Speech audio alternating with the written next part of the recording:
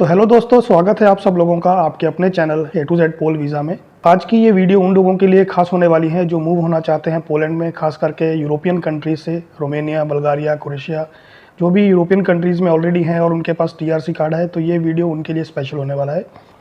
तो चलिए जानते हैं क्या है पूरा प्रोसेस। स्टेप बाय स्टेप मैं पूरी इन्फॉर्मेशन आपको इस वीडियो में देने वाला हूँ।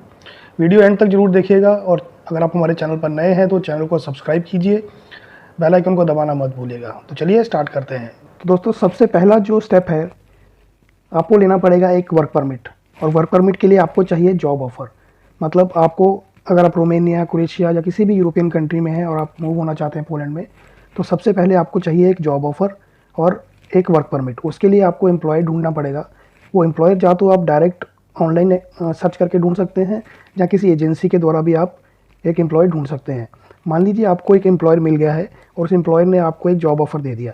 अब जॉब ऑफ़र मिलने के बाद वो एम्प्लॉयर आपको एक वर्क परमिट दिलाएगा। मतलब आपके बिहाफ के ऊपर वो एम्प्लॉयर एक वर्क परमिट अप्लाई करेगा पोलैंड में। पोलैंड में वर्क परमिट अप्लाई करने के बाद आपको टाइम लग सकता है 1 से 3 महीने के अंदर अंदर आपको जो वर्क परमिट मिल जाएगा।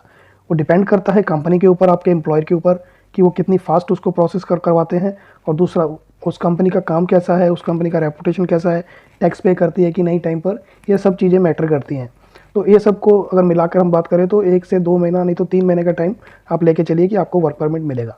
वर्क परमिट जब आपको मिल जाता है, आपको आपके हाथ में वर्क परमिट आ गया, उसके बाद में आपको simply visa application form fill करना है ई कॉन्सुलेट की साइट पे जाके। मतलब आपको अपनी ही कंट्री में, जैसे आप रोमेनिया, क्रोएशिया, किसी भी कंट्री में हो आप यूरोप की, आपको वहाँ पे ई कॉन्सुलेट की साइट पे जाके अपॉइंटमेंट के लिए एप्लीकेशन करना है कि आपको वीज़ा के लिए अपॉइंटमेंट चाहिए। तो वो सेम प्रोसेस जैसे इंडिया से करते हैं या नेपाल से या पाकिस्तान से, सेम प्रोसेस है। आपको ई कॉन्सुलेट की वेबसाइट पे जाके रजिस्ट्रेशन करना है अपना वर्क परमिट। उसके बाद में आपका नाम चला जाएगा ड्रॉ में। अब ये डिपेंड करता है कंट्री टू कंट्री। अगर आपकी कंट्री में वीएफएस अवेलेबल है या फिर आपकी कंट्री में ई कॉन्सुलेट है, तो आपको जो अपॉइंटमेंट है उस रास्ते से मिलेगा। मतलब आपको वो फॉलो करना पड़ेगा। मान लीजिए आपने ई कॉन्सुलेट में किया है, तो ई कॉन्सुलेट का क्या सिस्टम है, ई कॉन्सुलेट में आपका जो वर्क परमिट है वो ड्रॉ में चला जाता है। ड्रॉ में जाने के बाद वो हर हफ्ते आपको एक मेल आता है। मान लीजिए इस हफ्ते अगर आपका ड्रॉ में नाम नहीं आया, वो लोग आपको डेट दे देते हैं नेक्स्ट वीक की। ऐसे करते करते जिस दिन आपको अपॉइंटमेंट का डेट मिल जाएगा, आपको अपने डॉक्यूमेंट्स लेके एम्बेसी में जाना है। कौन कौन से डॉक्यूमेंट्स हैं वो मैं आपको बता देता हूँ। सबसे पहला जो मेन डॉक्यूमेंट है वो है आपका पासपोर्ट। पासपोर्ट की वैलिडिटी मिनिमम 6 मंथ होनी चाहिए। ओरिजिनल वर्क परमिट, कंपनी का accommodation letter, company guarantee letter और कंपनी का टैक्स पेपर, ये 4 डॉक्यूमेंट आपको आते हैं पोलैंड से। वर्क परमिट के साथ में 3 डॉक्यूमेंट्स होते हैं टोटल। ये 4 डॉक्यूमेंट्स आपको आपका एम्प्लॉयर प्रोवाइड करेगा। उसके बाद आपको अपनी तरफ से कौन कौन से डॉक्यूमेंट्स रेडी करने हैं, उसमें सबसे पहला आता है आपका CV। उसके बाद आता है आपका कवर लेटर। नेक्स्ट आता है आपका 2 passport size photo, health insurance, dummy ticket, police clearance certificate जिसे कि हम लोग PCC कहते हैं। और जो हेल्थ इंश्योरेंस है ये आपको 30,000 कवर होता होना चाहिए। होपफुली ये आपके पास ऑलरेडी होएगा अगर आप किसी यूरोपियन कंट्री में काम कर रहे हैं। अगर आपके पास नहीं है तो आपको ये लेना पड़ेगा हेल्थ इंश्योरेंस, जिसकी जो कवरेज है वो 30,000 होनी चाहिए और ये पूरे यूरोप में वैलिड होना चाहिए। नेक्स्ट डॉक्यूमेंट है आपका TRC। अगर आप यूरोपियन कंट्री में ऑलरेडी हैं तो उस TRC का आपको एक कॉपी साथ में लगाना है और वो TRC आपका वैलिड होना चाहिए। नेक्स्ट डॉक्यूमेंट आ जाता है आपका बैंक स्टेटमेंट। आप किसी भी कंट्री से अप्लाई कर रहे हैं तो आपको बैंक स्टेटमेंट ज़रूरी चाहिए और ये लास्ट 3 से 6 महीने के अंदर अंदर होना चाहिए। मतलब आपको लास्ट 3 महीने का एकदम से सही बैंक स्टेटमेंट साथ में लगाना है। तो ये सारे डॉक्यूमेंट्स अरेंज करने के बाद आपको, जब आपको डेट मिल जाती है पोलैंड एम्बेसी में वीज़ा एप्लीकेशन की, उस दिन आपको ये सारे डॉक्यूमेंट्स लेके जाना है एम्बेसी में। और साथ में आपको एक चेकलिस्ट भी लगानी है जो कि पोलैंड एम्बेसी की वेबसाइट पे दी हुई है। मैं उसका लिंक डिस्क्रिप्शन में दे दूंगा, आप वहाँ से निकाल लीजिएगा। और अगर किसी को डायरेक्ट चाहिए तो मेरे साथ व्हाट्सअप कॉन्टैक्ट करके मैं आपको वो चेकलिस्ट प्रोवाइड कर दूंगा। वो चेकलिस्ट भी आपको साथ में ज़रूर लगानी है।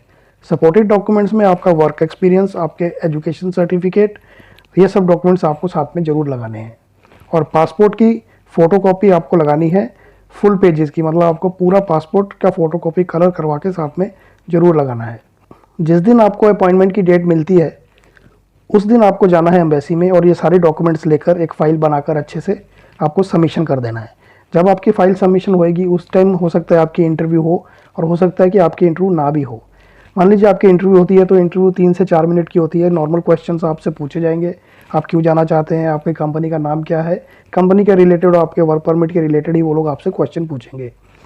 उसके बाद में वो लोग डिसीज़न के लिए 10 से 15 दिन लेते हैं। उसके बाद में वो आपको आपका डिसीज़न मिल जाता है कि आपको वीज़ा दे रहे हैं या नहीं दे रहे हैं। अगर आपको वीज़ा दे रहे हैं, अपना वीज़ा जैसे ही आपको ग्रांट होता है उसके बाद में आपने जो टिकट लगाई है, आप उस डेट पे जाना चाहते हैं तो उस डेट पे चले जाइए, नहीं तो आप दोबारा उसको डेट को चेंज करके भी जा सकते हैं। और अगर आपको वीज़ा नहीं मिलता है, आपको मान लीजिए रिफ्यूज़ल आ जाता है, तो आप अपील कर सकते हैं। लेकिन मैं आपको सलाह दूंगा, अगर आप यूरोप से बाहर से ट्राई कर रहे हैं और आपको रिफ्यूज़ल आता है तो आप अपील मत कीजिए, क्योंकि चांसेस बहुत कम है। हाँ, अगर आप ऑलरेडी यूरोप में हैं और फिर आपको रिफ्यूज़ल आ जाता है तो आप अपील कर सकते हैं, अपने एम्प्लॉयर से बात करके एक दोबारा से गारंटी लेटर और एक कवर लेटर आप अच्छा सा बनाकर दोबारा से अपील कर सकते हैं कि हमें वीज़ा दिया जाए। तो ये सब डॉक्यूमेंट्स और ये प्रोसेस अगर आप फॉलो करके चलते हैं और आपको वीज़ा मिलता है पोलैंड जाके काम करने का, तो आप एक लीगल तरीके से पोलैंड में काम कर पाएंगे। पहले वाला सिस्टम ख़त्म हो चुका है कि आपके पास टीआरसी कार्ड होता था और आप किसी भी कंट्री का, यूरोपियन का, और आप जाके डायरेक्ट पोलैंड में रह सकते थे, काम कर सकते थे। अब वो सिस्टम बंद हो चुका है 1 जून से। अब आपको पोलैंड में काम करने के लिए पोलैंड का वीज़ा लेना बहुत ज़रूरी है।